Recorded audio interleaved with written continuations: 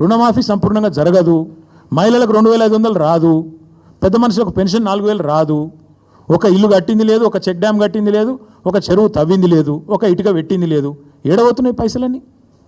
మొత్తం మంచిగా ఢిల్లీకి టింగ్ టాంగా ఇదానే కదా టకీమని చెప్పి ఢిల్లీలో మాత్రం రాహుల్ గాంధీ ఖాతాల, ఖార్గే గారి ఖాతాల, ప్రియాంక ఖాతాల, కేసీ వేణుగోపాల్ ఖాతాల పే సీఎం గారు తెలంగాణను ఏటీఎంగా మార్చి అద్భుతంగా నడుపుతున్నాడు.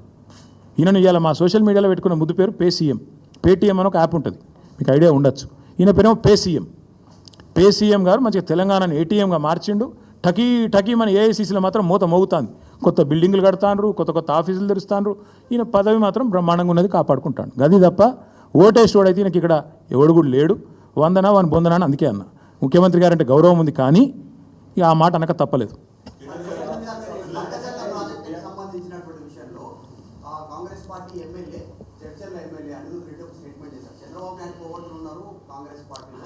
ఇక అస్సలైన కోవట్టే ముఖ్యమంత్రి బ్రదర్కి ఏం చెప్పాలి నీకు?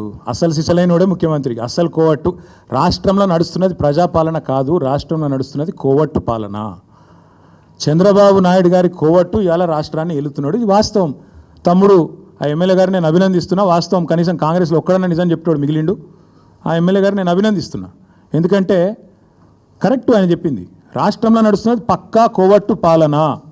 ఇక్కడి నీళ్లను ఆంధ్రాకి ఎట్లా తరలించాలనే కోవట్టు పాలన, ఇక్కడి నిధులు ఢిల్లీకి ఎట్లా తరలించాలనే కోవట్టు పాలన, ఇక్కడి నియామకాలను ఆదిత్యనాథ్ దాస్ గారిని తెచ్చి మొన్నటిదాకా తెలంగాణకు వ్యతిరేకంగా 10 ఏళ్ళు పనిచేసిన ఆదిత్యనాథ్ దాసు ఆయనని తీసుకొచ్చి ఎవడన్నా పెడతాడా? సాగునీటి సలహాదారి పెడతారా ఎవడన్నా? నిన్న మొన్నటిదాకా 10 ఏళ్ళు నీకు వ్యతిరేకంగా పనిచేసిన వాడట ఇవాళ వచ్చి న్యాయం చేస్తారట. ఏమన్నా మెడకాయ మీద తలకాయ ఉన్నోడు చేసే పని. అందుకే అంటున్నా, రాష్ట్రంలో జరుగుతున్నది కరెక్ట్గా కోవట్టు పాలన. This man the chief minister is a coward అనే డౌటే లేదు, అలా అనుమానం ఏముంది మీకు? Thank you. బీసీ రిజర్వేషన్ల విషయంలో మా పార్టీ ఇక్కడ కాదు, శాసనసభలోనే మేము కడిగి పారేసినాం.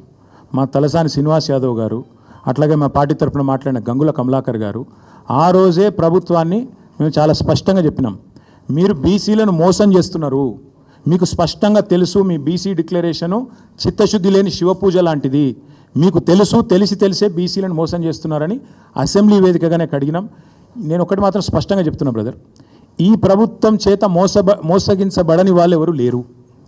బీసీలను 42% రిజర్వేషన్ అని మోసం, దళితులను గిరిజనులను అభయహస్తం 12 లక్షలు ఇచ్చేస్తా అని చెప్పి అట్లా దగా చేసిండు, మైనారిటీలను సప్లాన్ అని చెప్పి దగా చేసిండు. ఈ వర్గం ఆ వర్గం అని కాదు బ్రదర్, మహిళలను మోసం, రైతులను మోసం, యువతను మోసం, అందరినీ మోసం. ఇక మోసాల పరంపర గురించి 420 హామీల గురించి బోలెడు కాలం ఉంది, మాట్లాడుకునేందుకు టైం ఉంది. నా రిక్వెస్ట్ మీతో, ఈ 72 గంటల గడువు 8 తారీఖు నాడు 11 గంటలకు అందరం సోమాజిగూడ ప్రెస్ క్లబ్లో కలుసుకుందాం. మిగతా విషయాలన్నీ విస్తారంగా అక్కడ మాట్లాడుకుందాం. Thank you.